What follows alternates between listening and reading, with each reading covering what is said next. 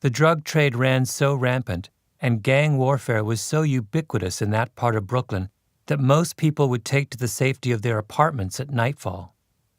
Police officers who served in Brownsville in the 1980s and early 1990s say that in those years, as soon as the sun went down, their radios exploded with chatter between beat officers and their dispatchers over every conceivable kind of violent and dangerous crime.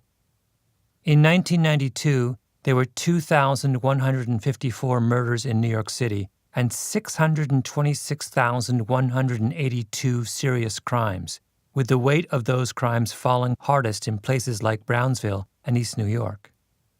But then something strange happened. At some mysterious and critical point, the crime rate began to turn. It tipped.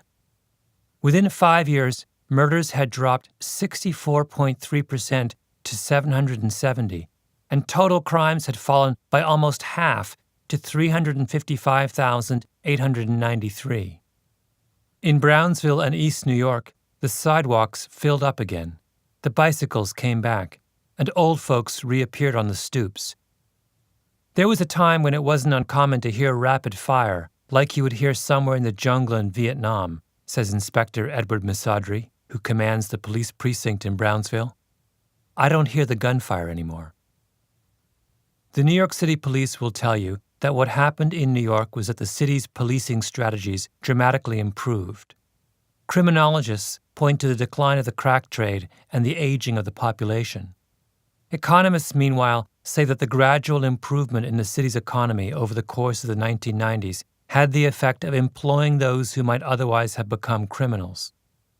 These are the conventional explanations for the rise and fall of social problems. But in the end, none is any more satisfying than the statement that kids in the East Village caused the hush puppies revival. The changes in the drug trade, the population, and the economy are all long-term trends, happening all over the country. They don't explain why crime plunged in New York City so much more than in other cities around the country, and they don't explain why it all happened in such an extraordinarily short time. As for the improvements made by the police, they are important too.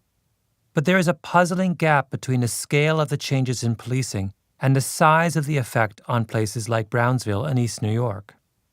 After all, crime didn't just slowly ebb in New York as conditions gradually improved. It plummeted. How can a change in a handful of economic and social indices cause murder rates to fall by 2/3 in 5 years?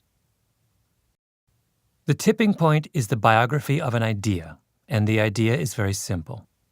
It is that the best way to understand the emergence of fashion trends, the ebb and flow of crime waves, or for that matter, the transformation of unknown books into bestsellers, or the rise of teenage smoking, or the phenomenon of word of mouth, or any number of the other mysterious changes that mark everyday life, is to think of them as epidemics.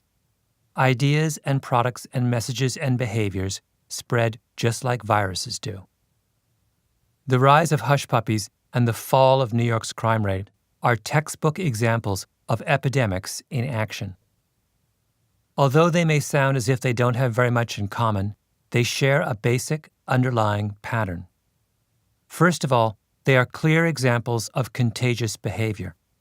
No one took out an advertisement and told people that the traditional hush puppies were cool and they should start wearing them. Those kids simply wore the shoes when they went to clubs or cafes or walked the streets of downtown New York, and in so doing exposed other people to their fashion sense. They infected them with the hush puppies virus. The crime decline in New York surely happened the same way. It wasn't that some huge percentage of would-be murderers suddenly sat up in 1993 and decided not to commit any more crimes. Nor was it that the police managed magically to intervene in a huge percentage of situations that would otherwise have turned deadly. What happened is that the small number of people in the small number of situations in which the police or the new social forces had some impact started behaving very differently. And that behavior somehow spread to other would-be criminals in similar situations. Somehow, a large number of people in New York got infected with an anti-crime virus in a short time.